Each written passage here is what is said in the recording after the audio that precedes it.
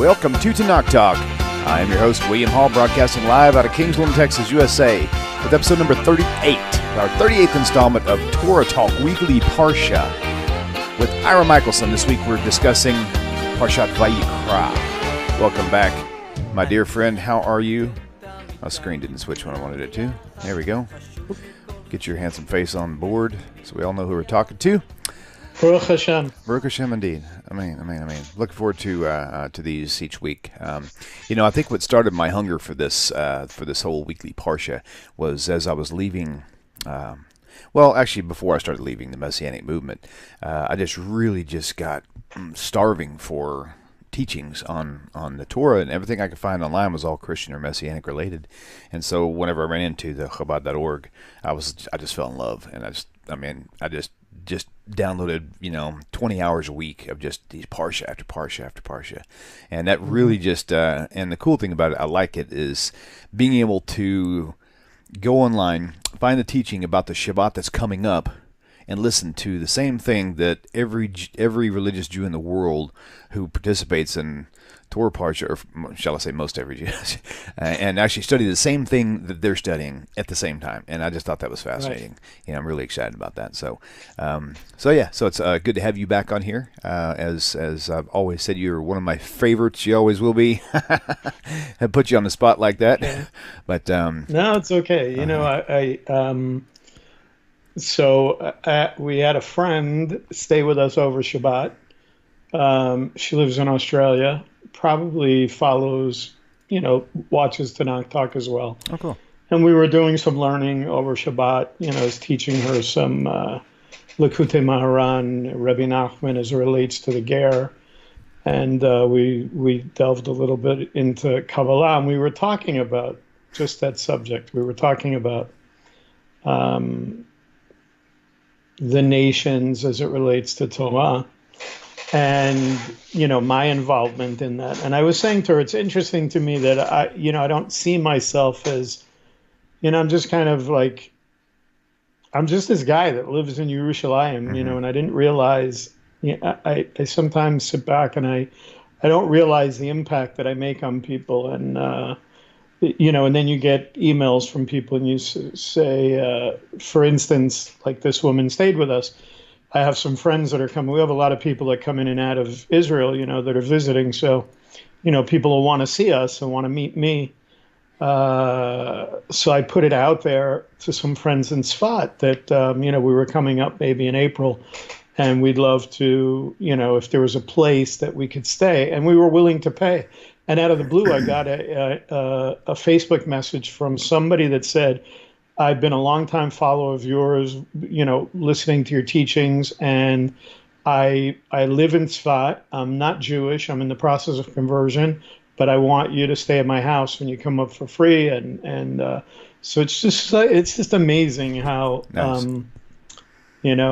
How Hashem works these things out and connects people. And I was saying to this woman that stayed with us, who's now become, almost like family.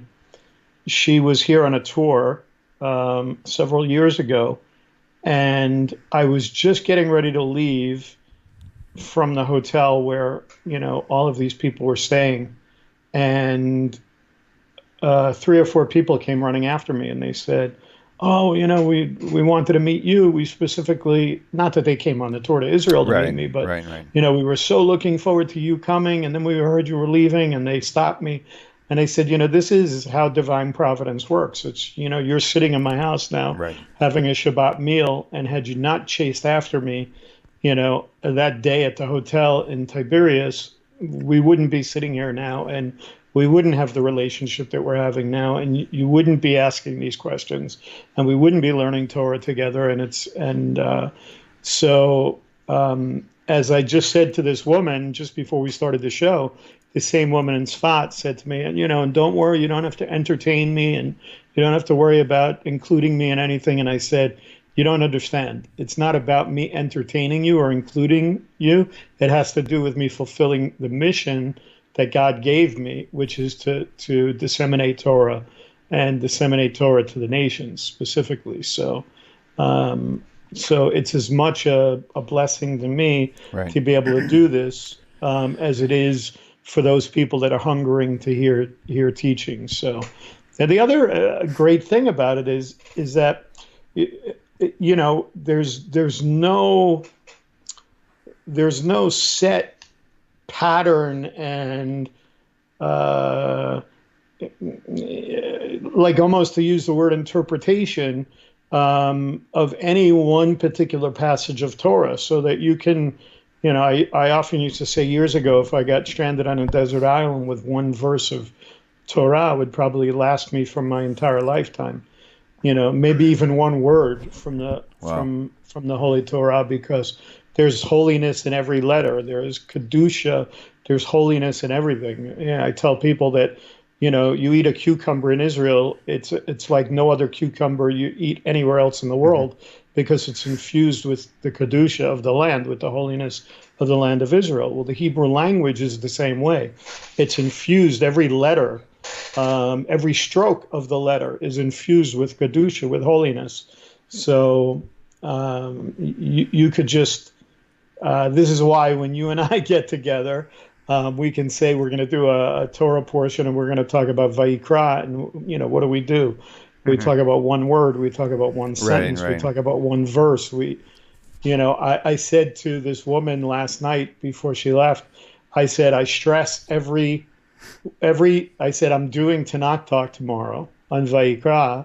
And I said, and I stress every Sunday when I'm getting ready to do it, because I think to myself, I'm not going to have enough material to last an hour.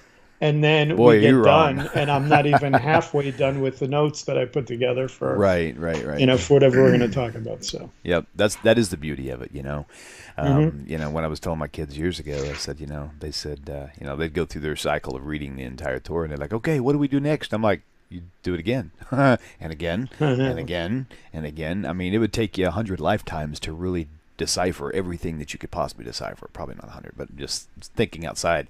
Very truly, I mean, every single time we go through it, year after year, and we revisit Vayikra from last year and this year, I know we're going to find out or hear some new stuff we didn't even think about last year or the year well, before or the year before. yeah, it's new stuff, and then it's reading. I mean, look, I Yeah. took out the Tanakh. I was doing some, like I said, I have this stack of books next to me on Shabbat that I go through, deciding what I'm going to learn, whether it's Likutei Maharan and Rabbi Nachman, or I'm going to learn some Kabbalah. And then I open up the Torah portion. And so here I am looking at the Torah portion, for Vayichel and Pekudei, and looking at the finishing up of the preparations of the Mishkan. And I look at something that like just it jumped out at me. Why did it jump out at me? Because the night before I had been studying Likutei Maharan, and I was reading something to this friend that was staying over with us. It's a Torah that I had learned over and over again, because it's Rebbe Nachman's discussion of the Ger, where he talks about Ger B'choach, Ger B'foal, where he talks about the actual convert and the potential convert, and kind of clears up, this issue, that we have going on today with this whole concept of Ger, whether Ger exists or doesn't exist in today. Anyway, to make a long story short, one of the things that Rebbe Nachman talks about before he gets into this subject is he talks about a concept of having an understanding individual.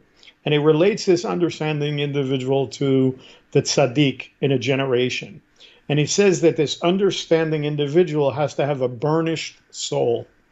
Okay, what is the concept of burnishing? Burnishing is like polishing, and it's like taking maybe you find one of these old antique brass vases or something, and to burnish it is to get the tarnish off of it and make it nice and bright and shiny. Well, what's significant about that? Well, what's significant is I'm looking at the Torah portion the very next day, and it talks about what the women brought. What did the women bring? It says that they brought mirrors. They brought mirrors of burnished brass. Okay. So now I see this word again, burnished, Hmm. So it jumps out at me, and I'm like saying, why did I never notice this before, that the women brought these mirrors? Now, and in Chazal and the sages, it's taught that Moshe got angry that they brought those. Why? Because mirrors project vanity, and he didn't want anything related to Oh, right, vanity, right. connected to the building of the Mishkan. but it it went into much further than that. But it spoke to me in the idea that, here it is. It showed the participation again, that it wasn't just the men that participated, it was the women that Right. participated. And while Moshe was angry, Hashem was not angry. Hashem was okay with receiving it. But for me, it spoke to an even deeper message of this idea of that it was important that it mentioned that it was burnished, that these were burnished mirrors. So in other words, these were things that had to be highly polished in order to be mirrors and things like that, which then goes back to the idea of how we have to prepare ourselves and the involvement, so that when we start talking about Torah and we start talking about a Torah portion like Vayikra, and you talk about involvement, you say to yourself, well, what involvement do I have in it? Because I'm not Jewish. Or there are people out there that say, well, I consider myself ger, so when I look at the Torah portion, I look to see if it mentions the ger or if it mentions the foreigner, so that I can see whether or not it relates to me. These are things that you're only going to learn when you do what you're talking about doing, which is, whether it's your children, whether it's you, whether it's as a family, going over and reading over and over and over again. Mm-hmm. And specifically those kind of things that seem like they're boring. How many Torah portions do you go into where it's just like a repetition? Oh, this guy brought this, and Right. then this tribe brought that, and it's all the same thing. They brought 100 silver bowls, and then this guy brought 100 silver bowls, and then that guy brought 100 silver bowls, and then the next guy brought 100 silver bowls. And you're saying to yourself, oh, I'm not reading that. I'm just going to go past that and get to the juicy parts. There is no unjuicy part in Torah, Yeah, sure. It doesn't Sure. matter. It doesn't matter. There's always going to be something, maybe in the name of that guy that brought 100 silver bowls. It's different than the name of another guy. And unless you're willing to dig in deep and look at it and see it over and over and over again, you're going to miss these kind of things. Mm-hmm. So Yeah, that's a great point. so here we are in a Vayikra is, very interesting because it's considered the heart of the Torah. I mean, it's right in the middle. Mm-hmm. You have the Right. first 5 books, and it sits right in the middle. It's also, when in Judaism, it was always the first book that a child was taught in Judaism. You would always start with, like Christians, how when you were a Christian, Mm-hmm. they would tell you, oh, you should start with the book of John or something like Right. that. Right. Well, in Judaism, you start with the book of Vayikra. You start with the book of Leviticus. And there's a lot of different reasons for that. And I don't know that we'll have time to get into every one of the reasons. But I thought to myself, how am I going to incorporate this? How am I going to, the idea that William now wants to do this show with the Torah portion geared specifically more towards the non-Jew. How is Vayikra, of all Torah portions, when it's so specifically talking about the sacrificial system, and we come at the end of the construction of the Mishkan, and now Hashem is giving them, the Creator is giving them specific instructions on how to bring the sacrifices and so forth. And it clearly says, Vayikra el Moshe, Vaydaber Hashem alav me'ohel moed lemor, that basically, it's Hashem calling out to Moshe and speaking to him. And then he says specifically, speak to the children of Israel. Mm-hmm. Right. Doesn't say, it says speak to the children of Israel. So you say, well, wait a minute. What does that have to do with anybody else but the children of Israel? Well, it's interesting, because if you look at the words, like I said, and this is where Hebrew is so important. And I understand that not everybody has the ability to read Hebrew and to understand Hebrew. But the point is that you should, if you can, in whatever way you can, try to get some kind of program, even as a non-Hebrew speaker, that will enable you to break down a sentence and look at the words, so that you see the differences. Why? because the very next thing you see after the Creator says, "Speak to the children of Israel," okay, because it says, "Daber el bnei Israel v'amata alehem," speak to them, and then it says, "Adam ki yakriv michem korban laHashem min habehema min habakar," and it goes on talking about what type of, from the cattle, from the different categories of animals. But what's the most important word there? That word Adam. Why is that important? Well, the last time we did the show, we talked a little about that. And I said what? I said that the word Adam, when you see that word Adam, it's not specifically speaking about one particular group of people. Adam, when you see that word in the Hebrew, it's specifically speaking about humankind. So that when it says, "Speak to the children of Israel and say to them," when a man comes Right. and offers a sacrifice, it's talking about any man. Now, you would get arguments from other people, but I'm telling you that if you were to open up the Tanakh, the one that you send out to people, you remember how you used to send, Right. you had a set of, set of these that you would send out to people if they wanted them. Right. If you were to pull that off the shelf right now and open it up, I guarantee you that the commentary in there is going to say to you that that word Adam in that verse is speaking about any man and not just Jews. And that Tanakh that you sent out to people is a Jewish Tanakh. Right. It's not a Christian Tanakh. Right. It's not a Ger Tanakh. It's a Jewish Tanakh that's telling people that that word is specifically speaking about humankind.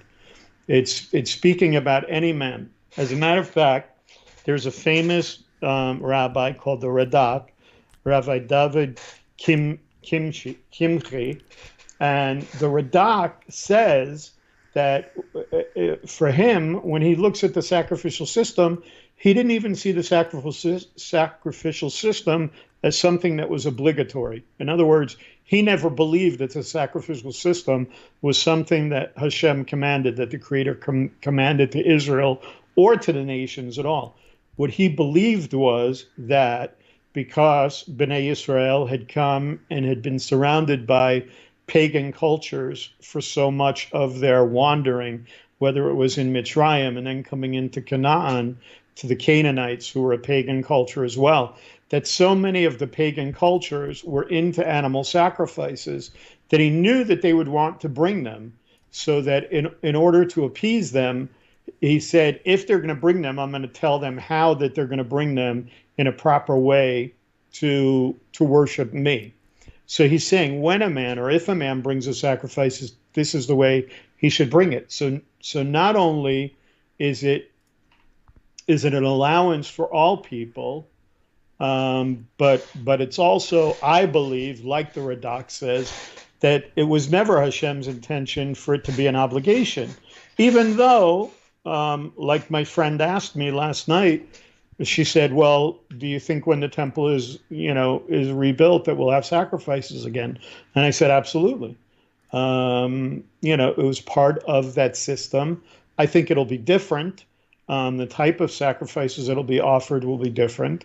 And it's interesting, too, because somebody posted something on Facebook the other day in one of the groups that I'm involved in, and they were talking about, there must have been quite a stench, with all the blood and the animal sacrifice and everything else. It's interesting that when you study the TORAH, the idea of the incense that was offered, and I have a friend here in Israel that has he's somebody that was very involved with reinstituting the giving of the half shekel, and also he hasn't restored the incense because there is a prohibition against producing the incense for anything other than use in the temple. So you can't produce incense. That would be going against Torah. But what he did do was he produced oils, the different oils based on those incense. Now, what's taught to us by the sages is that incense almost acted as like an insecticide at the same time. That literally you would not see even a fly Yes, right. within 1 mile of the holy temple, even with all the blood and so it's interesting. We used to have all of those different spices in oil form, and I used to use them on Havdalah Hmm. for Havdalah, all of them. And we would take the caps off. I can remember a couple of times. I kid you not, that there were flies in the room where we were doing Havdalah, Uh-huh. and as soon as we took the caps off of all those oils for Havdalah, boom, they were gone. You didn't Nice. see an insect or a fly anywhere in the room. Wow. Um, so so it's crazy things that you see like that. Um, and of course, the other part that you have to realize is that, there's another word past this idea of Adam that I read in the second verse where it says, Daber al bnei Israel v'amata alehem Adam ki yakriv michem.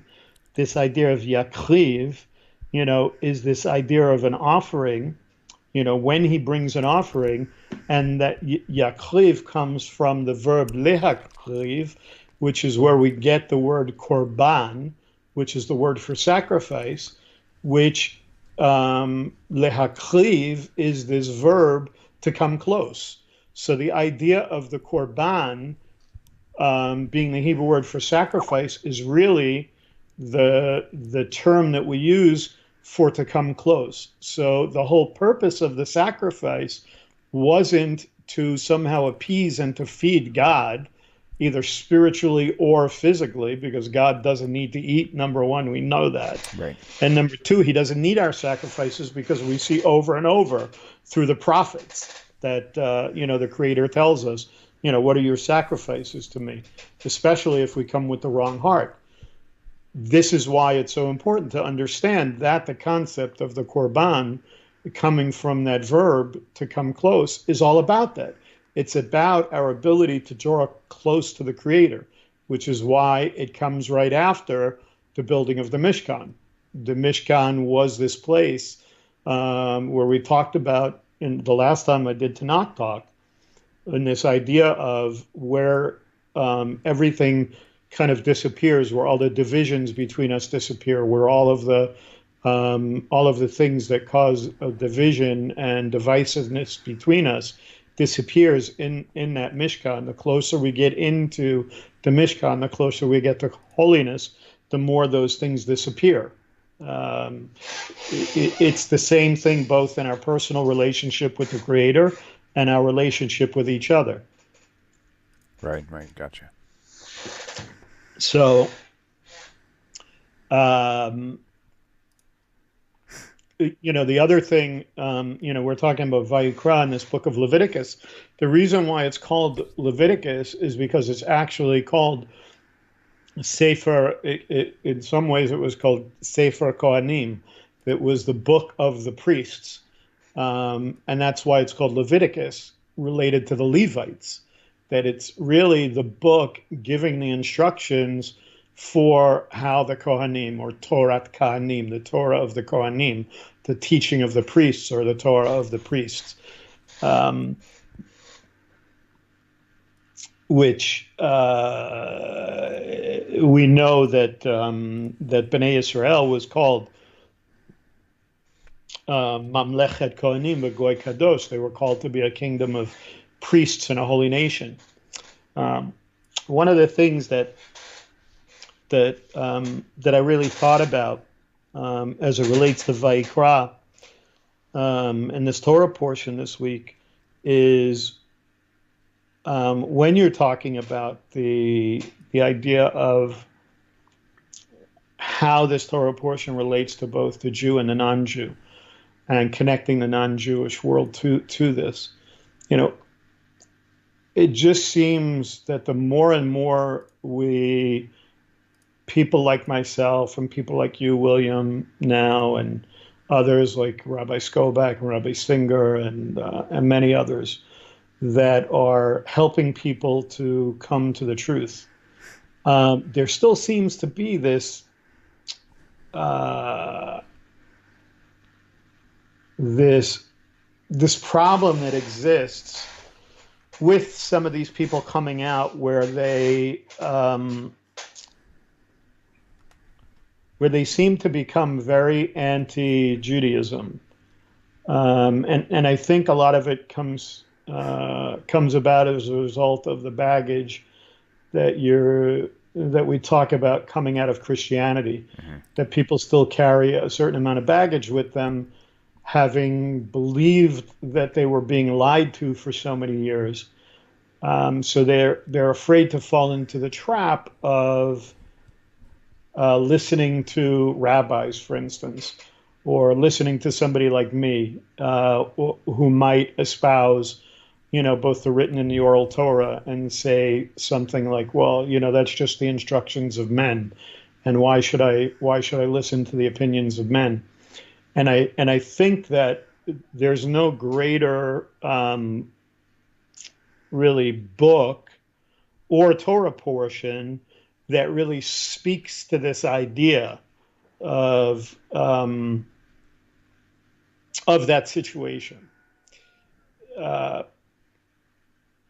first of all, because like I said, it really is the heart of the Torah, being that it sits right in between, right smack dab in the middle, and the fact that it has the language that it talks about, where it talks about being not just for Bnei Israel, for man, for Adam, but this idea of drawing close as well.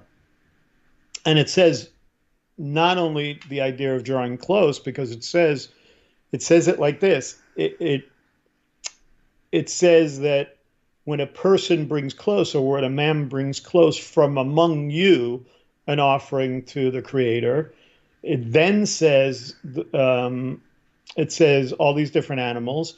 But what's really strange about the verse, and a lot of commentators note this, is the use of the placement of the word mikem, from among you. And they say, what's really the need for that word, from among you? Because the word is also kind of strangely placed, not after the word Adam, but rather after for the word to bring close, Yakriv. When you bring close from among you, is what the verse says. What does that mean? So one of the classic interpretations is is the idea from among you, or from yourselves, means that we're supposed to be bringing of ourselves to God.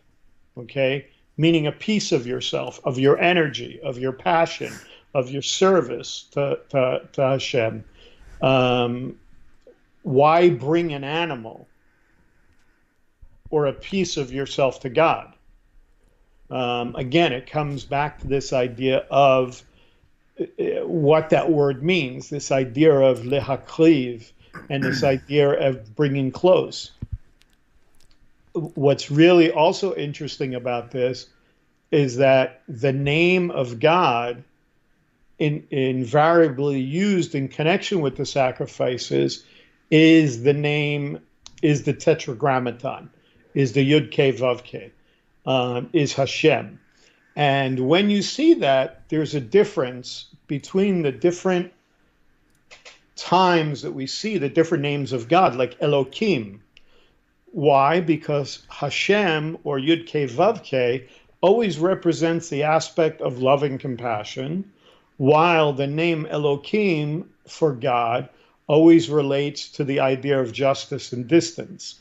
So, so, so what's interesting, if you were to look at the book, and look at Vayikra, what you'll see is that the word, or the name Hashem, or the tetragrammaton, Yud Ke Vav Ke, appears 209 times, while you only see Elohim appearing maybe 5 times as it relates to this. So now you see that not only are we talking about a sacrificial system, and we're talking about a sacrificial system that speaks to this idea of drawing close to God, and that drawing close to God is not just for the Jews, but it's for all nations. And this is why the word Adam is used, but also the fact that the name of God that's used is the name of God that relates to love and compassion rather than justice and distance. So, so we have to know that at the end of the day, the whole point of this is teaching us about closeness and intimacy with the Creator. Um, There's a question by Maximo Soldier. okay. Is there any reason? Excuse me. Is there any real benefit for a non-Jew to be a Noahide, or Is sh- or there any benefit for a non-Jew to be a Noahide? or maybe to remain a Noahide, if you want to look at it that way? Question just says it the way I stated it at first. In fact, if you want, you can. If you can, do you Okay, can so you pull up? Can you pull up the YouTube channel? And because if you want to, every once in a while, glance over the chat box and see if there's anything there that you want to address along the way, or if it's too distracting, don't worry about it. I'll just pop a question in. it's distracting for me, Okay, but no problem. I'll keep it on it. all right. So look, it's a question that comes up all the time, and the issue becomes one of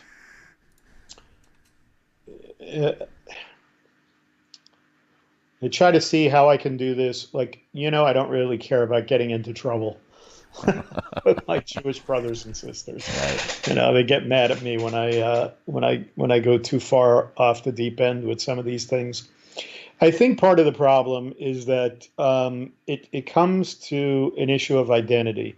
I think too many times people can turn identity into avodah zarah. Now, it's easy for a Jew to say that, like me, because they'll say, well, you have an identity. You were born Jewish. The thing that I try to impart to people is the importance of understanding that the Creator didn't just create Jews, He created neshamot, He created souls. Okay? And His desire is for each person as a living holy soul to reach their potential, to fulfill their mission, if you will, to elevate themselves above nature, to return themselves to the source of light, which is the Creator. And you can't do that when you're focusing yourself on an identity. When you have to have a title, when you have to be a Jew, when you have to be a Noahide, when you have to be a Ger, when you have to be Ger Toshav, when you have to be this or that or the next thing. The benefit to anybody is what we're talking about, is having a relationship with the Creator, and recognizing that you do not have to be anything to have intimacy with the Creator. You don't have to be a Jew, or you don't have to be a non-Jew. You don't have to be a Noahide. You don't have to be an observant Jew or an Orthodox Jew to draw close to the Creator. That's the point of the whole thing. So, what I tell people is, as it relates to conversion, if you're somebody that's asking the question in the context of should I stay a non-Jew or should I convert, then I always tell people that there's only one acceptable answer. That for me, when somebody says to me, I'm thinking about converting, and I say to them, why? I ask why a lot when people ask me they want to do something. Like, even if a Jew came to me and said, I'm thinking about wearing tzitzit, I say to them, why? Right. And if they don't have a ready answer for me for why they think they should be wearing tzitzit, and for me, it's not enough to say, oh, well, Hashem told me I should wear them. Other Jews would say, oh, that's a good enough reason. Hashem commanded it.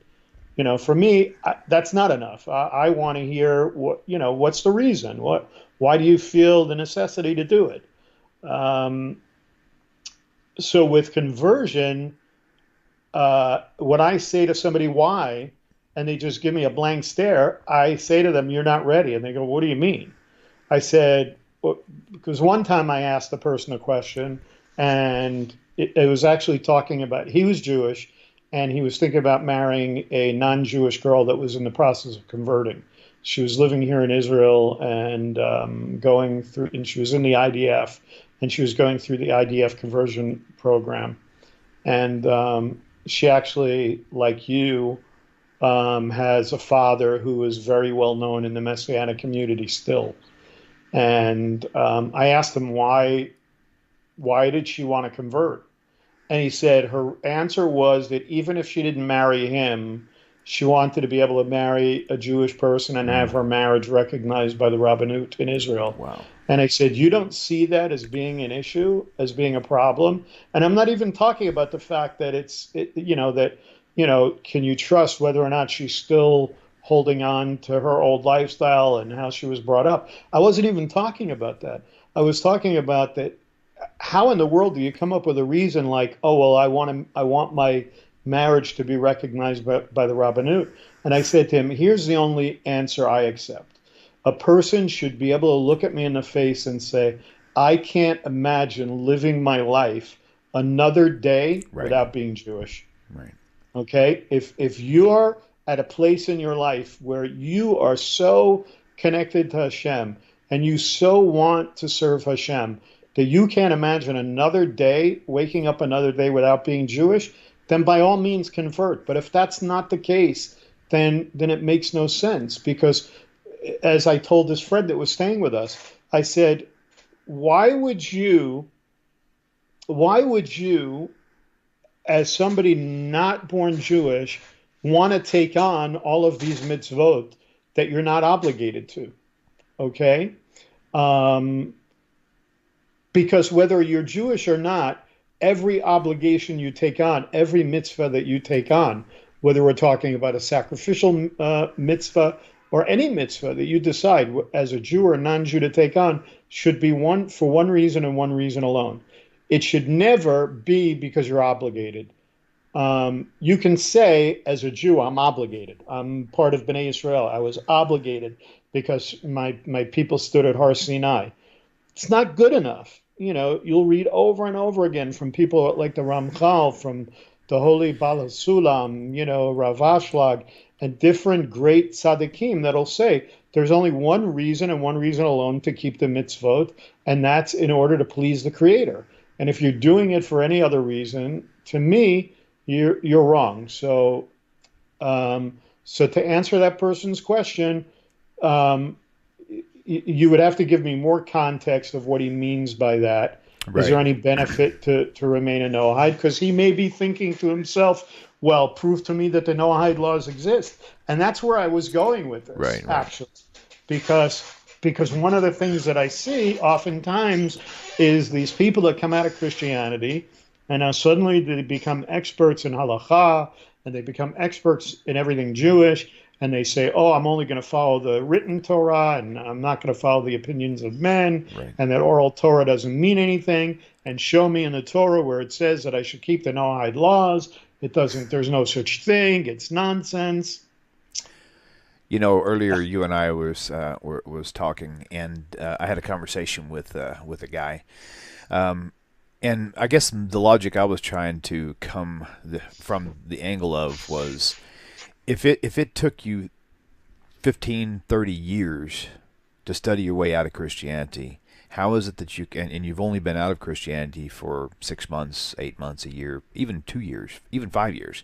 How is it, like you said, how is it that all of a sudden you're an expert on the oral law and on Judaism and whether or not the Noahide laws are nonsense? I mean, my reasoning would be, or no, excuse me, my logic why you would not want to do that would be is like I mentioned to the same person. I said, if you heard someone else say, or maybe one or two other people say, that your neighbor across the street was cheating on their spouse, would you go and advertise it to the world? Hey, my neighbor that lives at this such and such address cheats on his wife or cheats on her husband, whatever. Mm-hmm. And the answer obviously would be no. That's the stupidest thing you'd ever want to do. So why do you want to do that with Judaism and with things like this, things that you've only heard things about? You don't even know where to find the proof.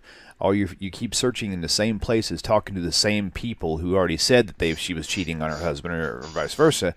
So Right, how is it that you became a scholar all of a sudden?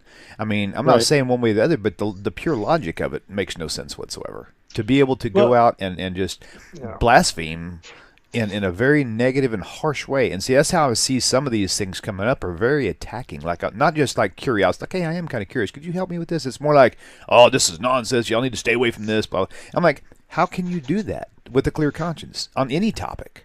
I don't get it. right. I don't get it. I wish, if there was anything, that I could get out in what we're talking about tonight, it would be the same thing that I brought up the last time we did Tanakh Talk. And I think it's so significant. I thought about it over the weekend, and I thought how powerful it is, the thing that I said, and I hit it home, but I think I need to hit it home. It's like, if there was anything that I would want to get out to millions and millions of people, it's the thing that I said last time, and I'm going to say right now again. Okay? And that's this. We know that in Judaism we were given 613 mitzvot.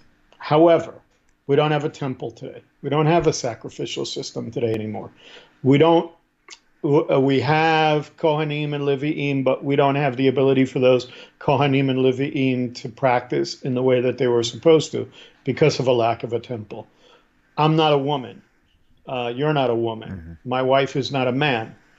When we break it down now, okay, taking away all of the mitzvot that we're not able to keep because not everybody's living in the land, we don't have a temple and all those things, it really comes down to the fact that there were maybe somewhere between 60 or 70 mitzvot that a Jewish person can keep today. Okay? Now listen to me closely, everybody, because this is really important. Okay? When you consider the Noahide laws, the Sheva mitzvot, the 7 laws of Noah, and you consider them as being categories, which even many Jewish sages do, and you expand them out into categories, it's believed that you can expand those categories out to 66 different mitzvot. Right. So what am I saying? I said it last time and I'll say it again. When you look at it in that way, you're almost saying today that both the Noahide or the non-Jew who is careful with the Sheva mitzvot, with the 7 laws, the universal laws of Noah that were given to the non-Jews, and the Jew have about the same number of mitzvot that they can keep today in order to draw close and be close to Hashem. Right, that's a good point. And so that would be the answer that I would give to that person today. The other really powerful thing that you have to see about the Mishkan is what it represents. The Mishkan, in a sense, represents a chuppah. Okay, the marriage canopy. You were just talking about adultery. This is one of the things that's so interesting. So, I'm glad you went with that. Why? Because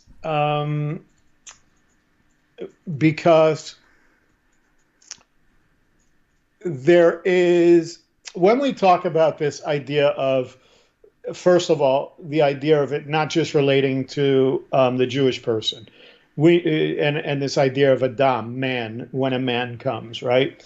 Okay, we know that in the very beginning of the Bible, in Breshit, in the book of Genesis, what does God say? God says, and then Hashem said, "Let us make Adam, let us make man in our image." And the idea of Adam there relates to mankind, not to the Jewish people. I talked about that last time. Good point. Okay. And then we're talking about these people that make these comments about Judaism and the oral Torah and everything else. And a lot of them will come with verses out of like Isaiah 56, for instance, which I've taught on several times. Isaiah 56, which starting in verse 2, where it says, "Happy is the man who does this, the man who holds fast to it, who keeps the Sabbath and does not profane it and stays his hand from doing any evil." And then it says in verse 3, "Let not the foreigner say who has attached himself to Hashem, that Hashem will keep me apart from his people. And let not the eunuch say, I'm a dry or withered tree. For thus says Hashem, as for the eunuchs who keep my Shabbatot, my Sabbaths, who have chosen what I desire and hold fast to my covenant, I will give them in my house and within my walls a monument and a name better than sons or daughters. And I will give them an everlasting name which shall not perish." And it says, "As for the foreigners," in verse 6, "who attach themselves to Hashem to minister to him and to love the name of Hashem, to be his servants, and who keep the Shabbat and do not profane it, and who hold fast to my covenant, I will bring them to my sacred mountain and let them rejoice in my house of prayer.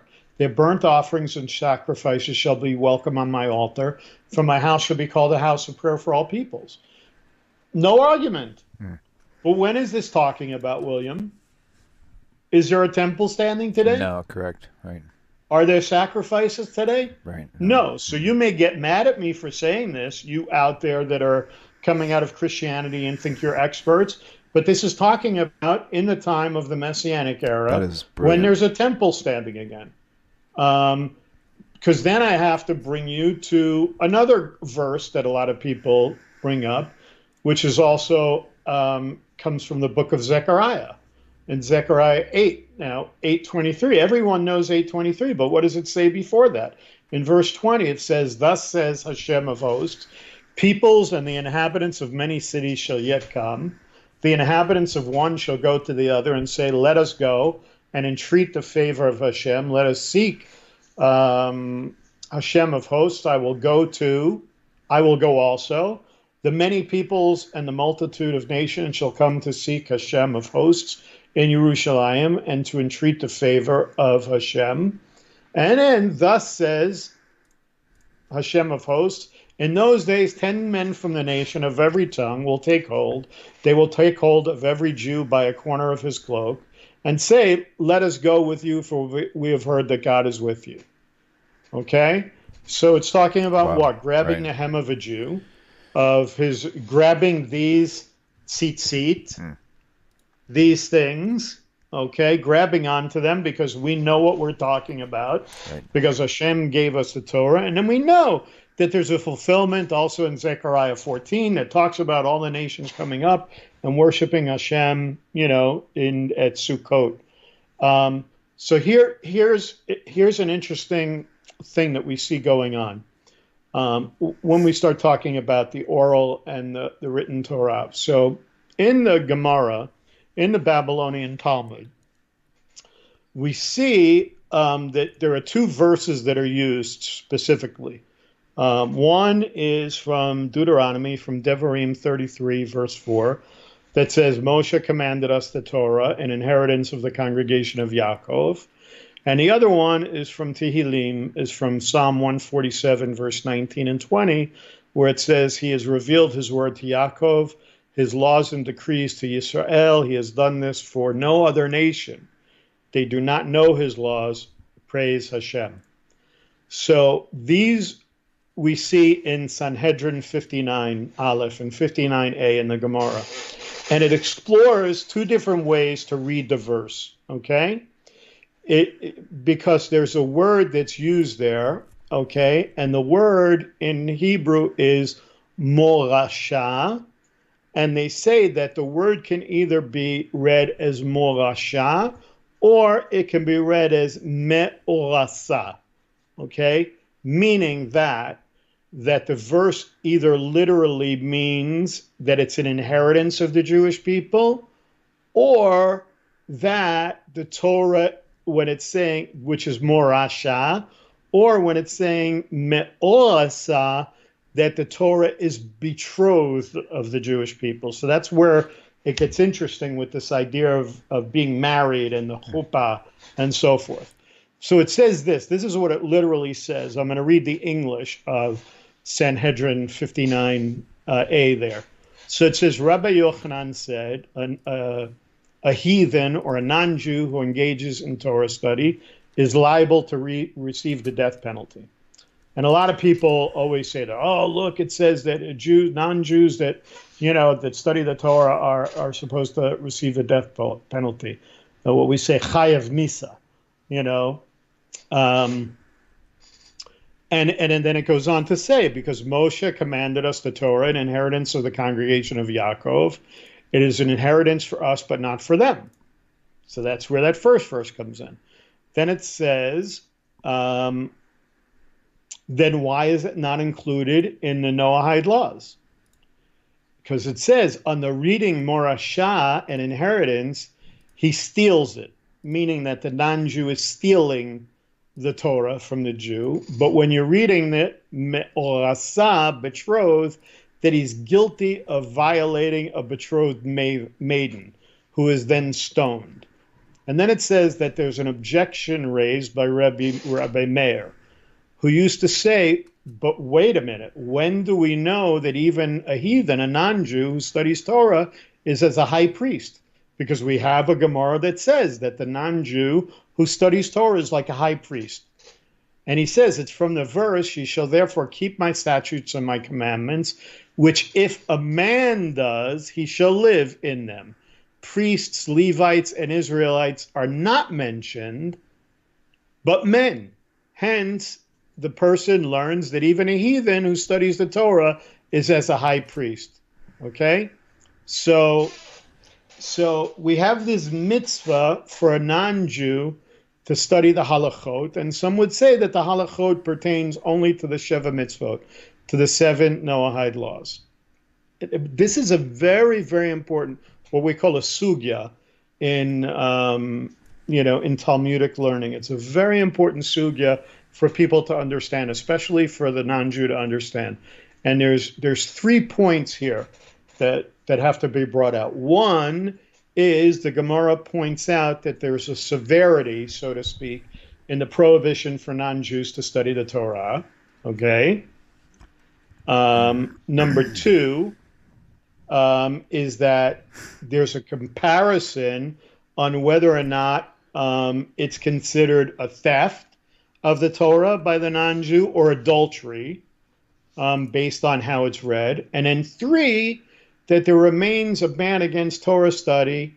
However, that's a surface reading of the Gemara, because it seems to indicate just the opposite, that a non-Jew should really be congratulated and even revered because he's like a high priest for studying. So you see 3 different, Right. you see a real dichotomy going on there. And in Chagiga, in the Talmud, there's a second proof text, because it says, Rabbi Ami further said, the teachings of the Torah are not to be transmitted to a non-Jew, for it is said, he has done this for no other nation, they do not know his laws. That's that second verse. That's the second verse that's quoted. Okay? But here's the thing, okay? If non-Jews are barred from the study of Torah, according to Sanhedrin, if it says that they're barred from studying Torah, the question then has to be asked, what is really being said there, and what is the fear, if any, that is being expressed by those who are writing the Gemara and those Jews today that we see that are coming against this idea of Torah being taught to the Jews. And here's one of the things that comes up, okay? One of the things that comes up is that there's a concern in that this is speaking about non-Jews teaching other non-Jews Torah. Okay? That's one thing that comes up. Okay? The other thing that comes up in this is that there's a concern that the non-Jew will appear to be Jewish and then will be leading Jews astray by their lack of knowledge of Torah, but appearing to know what they're talking about. In other words, just what we're seeing today going on in social media, where you have these social media Jewish warriors that are coming out of Christianity, like you said, that have no background whatsoever in understanding of oral Torah or the written Torah. They go on Google, they Google something, and they say they take something, like they may go on a website that tells you all the things where the Talmud says the most ridiculous things, and so the Talmud must be evil. But because they don't understand rabbinic argumentation, and because they don't understand that the Talmud is made up of both a Mishnah and a Gemara, that it's based on law and then the discussion of that law, they come up with the most ridiculous things, and they accept those ridiculous things. Okay? One of the big things that we see today, and a discussion that I have all the time, is that there are many, many people out there today that are walking around with kippot, that are walking around with peot, that are walking around with tzitzit. And these may even be people that have already left Yeshu, that they don't believe in Jesus anymore. And they're not idolaters, but they're passing themselves off as Jewish. And because they've learned a little bit or they've studied a little bit, they now consider themselves to be experts, and they're out there teaching other non-Jews Torah. And this is the thing that I think is really the concern that's being expressed in Sanhedrin, expressed many times by Rambam, because I can go into places where Rambam speaks about this, where we see other of the Rishonim, where the early sages spoke about these kind of things. And this is what I'm really talking about. There's even that the Meiri, who's also one of Chazal, contends that there is no actual intrinsic prohibition. Instead, and this is him saying this, I'm using his words, and I might have paraphrased this already. He says, instead, the reason a non-Jew may not study Torah is that the Jewish community may think that this individual is in fact Jewish and will come to err in following this one's ways. In other words, you get that person. Let's say you have a Jewish person, okay? And that Jewish person is coming out of Christianity, okay? Was in Messianic Judaism. And now he comes out of Messianic Judaism and he goes online and he sees this guy online that's got a show called Real Tanakh Talk, Honest Tanakh Talk, okay? Right. And the guy's sitting there not like you with a baseball cap and whatever, but he's wearing a fancy kippah and he's got tzitzit and he's wearing a long black coat and and whatever, and he looks like he's a rabbi, and that Jewish person that came out of Messianic Judaism that never learned anything about Judaism because they grew up secular sees this guy and he's calling himself Rabbi so and so, and he starts learning from him, and he's learning incorrectly. Why? Because that guy that's sitting there in the chair with that show called Real Tanakh Talk is not a real Jew. Right. And doesn't really know Torah because he hasn't studied with a legitimate teacher, and he doesn't know biblical Hebrew, and he doesn't know Aramaic, and he's only using English translations.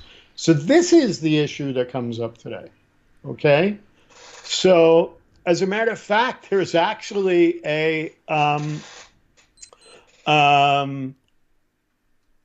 his view. So actually there's another view by Rav Yechiel Weinberg, where Rav Yechiel Weinberg interprets the view of Rambam as seeing the prohibition against Torah study as part of a larger ban against non-Jews who seek to establish a new and independent religion. Wow. And what's one of the things that you see people being accused of all the time? Just that. Mm-hmm. I am having discussions right now on Facebook with a group of people that are freshly out of Christianity, and I haven't said it to them, but there are other Jews that have accused them of basically trying to start their own independent religion. Because when you say that you know better than the Jewish sages, when you know better than thousands of years of observance, when you don't even accept the fact that the very reason you have the ability to argue about the Tanakh is because of the Jewish people, because we preserved it. You don't even see like, it boggles my mind that you don't see the nonsense that you're presenting out there when you throw out thousands of years of observance and thousands of years of protection and thousands of years of tradition and thousands of years of teaching, and say there's no value in that. I'm just going to go my own way. This is what we're saying. What I'm saying is this is where you're seeing those prohibitions come in. To me, this is really what was being said in those tractates of the Talmud in these prohibitions of non-Jews learning Torah is that the idea is that if you're going to learn Torah, then learn Torah in the proper way. Do it like we said. You have Isaiah 56 says that Hashem wants you to come to his holy mountain, but he also says you're going to grab the hem of the garment of a Jew, the corner of the hem of the garment of a Jew. Grab the garment of a Jew who knows what they're talking about, just like I did, just like I do to this day.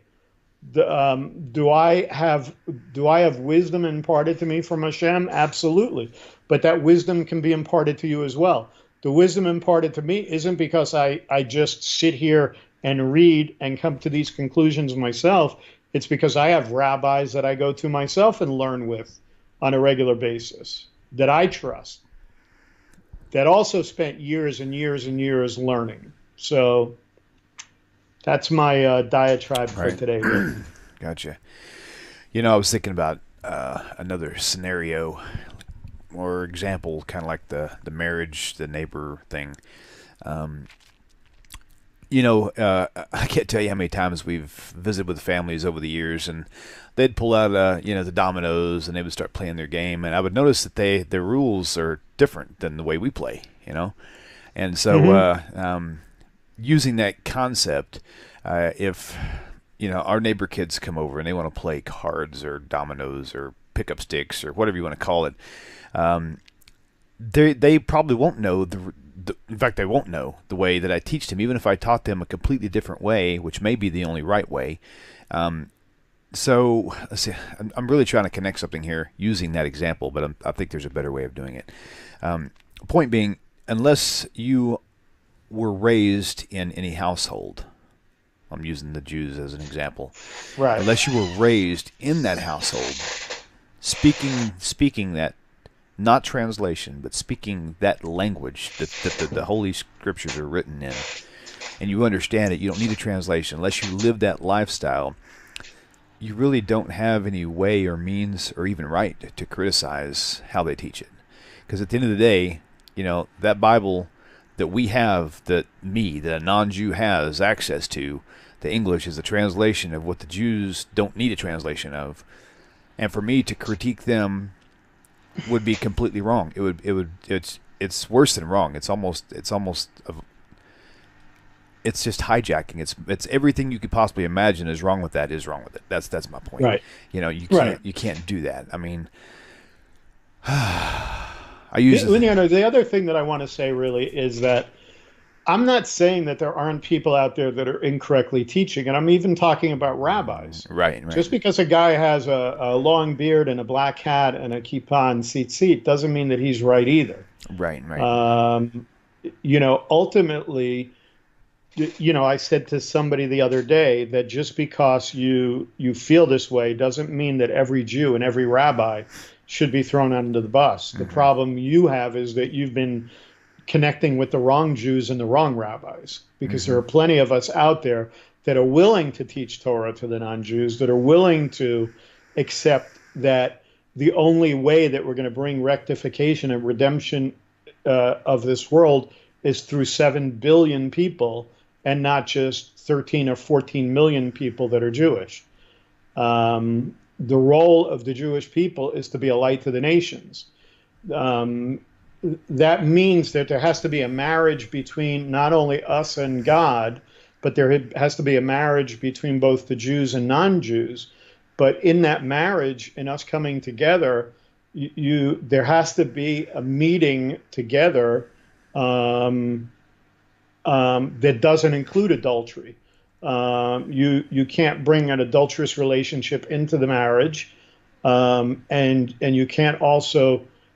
In a marriage, there's going to be shalom bayit. There's going to be peace in the home, meaning that you're going to come together and sit down and talk honestly with each other and share your feelings with each other and get along with each other. You're not going to come into it thinking that I know better than you or you know better than me. You're gonna have a sense for the other people's feelings and not negate those feelings. but it is very significant. You can't take away the fact that the Talmud very clearly gives two examples. One which is stealing, and the other one which is, basically what you're doing is you're lying with the betrothed of another, like you're trying to take the place of another. Um, the only thing that I'm trying to say is, like I've always said, is that the only difference that exists between us as Jews and non-Jews is that I have different responsibilities and obligations to the Creator than you have. But the Creator doesn't look at you as any less because He created you and gave you a holy neshama, a holy soul as well. So the thing for you to do is to elevate yourself back to the source. It's Right, not to right. elevate yourself because, again, if your whole purpose in life is to gain an identity and all you want to do is shake your family tree until a Jew falls out, then you're no different than when you were a Christian. Hmm. You're still an idolater. You're just now what you're doing is you're idolizing an identity. You're idolizing being Jewish or idolizing, being something that you're not. You feel Hmm. that somehow Hashem made a mistake. And Hashem doesn't make mistakes. He Hmm. created you beautifully. He created you the way you are. If he wanted you to be Jewish, you would have been Jewish.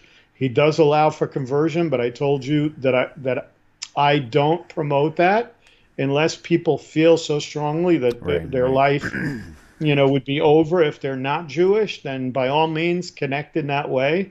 But I can tell you that there's a very large percentage of people that convert to Judaism, and within the first year or second year, just like most businesses fail in the first year or second year, most people's conversion fail in the first or second year because they just can't handle it. Hmm. They just can't deal with it. Um, um, so You be bring happy with who you are. right. Another thing that you brought up was, you know, just because you're Jewish or just because you're not Jewish doesn't mean you have lesser value. I was thinking about, you see have these cartoons where all the teacups and stuff come to life and they're talking and all this other stuff. I pictured if all my in my shop, if all of my tools, everything I had packed in my shop was able to talk, and everybody wanted to be a miter saw, I couldn't function. Right, I mean, I can't sharpen my pencil effectively or efficiently with the miter saw. I have to use a razor blade or a pencil sharpener. Likewise, in right, the kitchen, if everything wanted to be a Bosch bread mixer, how would she be able to cut her onions up? I mean, she needs to have a knife for that. Something right, smaller, something, whatever. Maybe it only costs you $1, whereas the other thing costs 500. That doesn't matter. Everything has got its value, and it's got there for a reason. You right. know. And this is where we don't have a lot of time for this, but this is where the concept of the universal or common soul comes in recognizing that prior to the idea of there even being a Jewish people, in the very act of creation, God created a universal or common soul in Adam. Hmm. When you look at Adam, it says he created them male and female. He created them before he. Why did he create? Was there any other creature that he created in pairs by taking a part Hmm. of the Right. Right. male and made a female? No, it's because Adam looked and he looked from side to side and he saw that every other part of creation there was male and female. And because he was the one who caused that separation. Adam, he wanted something to be in relationship with. So while he was one common soul, Hmm. okay, um, Hashem decided to allow him to be separated into two so that he could be like the rest of the creation and have a mate. We were all part of a common soul. Okay, and this is what I'm talking about, that what you should be focusing on is elevating yourself to be above nature, to reconnect with the source of creation, which is the creator, so that we can bring about a recreation of that common soul. The whole idea is for us to come back together. I'm talking about spiritually. I'm not talking about one big blob of souls, but what I'm talking about is there was never a need for us to be disconnected. The disconnection came from the fact that Adam and Chava our mother decided to eat from a tree that they were told not to eat from. And as a result, the duality of both good and evil entered the world, because the very next thing that happened after they separated and ate from the tree, we read what? Man went in and knew his wife, and Cain was born. So the first human being that had this duality of good and evil only existed after the eating of that fruit. Okay, and this division came where now this universal common soul was divided into bodies. Now I'm getting into our Kabbalah class, which is I'm jumping way ahead. So speaking of which, yeah, I didn't realize we had gone. This is an hour and 10 minutes. This was fun. Speaking of that though, I definitely am wanting to get moving on a class on that. So we got to figure out a good time frame that will work for both of us. And we can discuss it whether it's pre-recorded or live, whatever you prefer, whatever the people want, you know. So if you guys have any comments on that, feel free to contact me through Facebook or send me an email or contact ira@muna.com. And so it's been a good show. Not long enough as usual, but it's going to have to do till next year on the same parsha. so we'll see. Well, actually, next week I think I'm doing next week with you as well on Sav. Well, like I told you, you can have as many as you want. So I think we're doing next week again. So. Okay. Well, good luck. I've got a master list. I'll go back and revisit. All right. For sure, so we can confirm everything. So, but thank you all for tuning in. It's been nice. A lot of viewers today. I think we hit about 50 live. So hopefully you were all alive out there. But okay. Yeah. So until next time, love you, Ira, as always, and we'll see you and everyone else next week. Y'all take care. Shavua Tov. Take care. Bye-bye.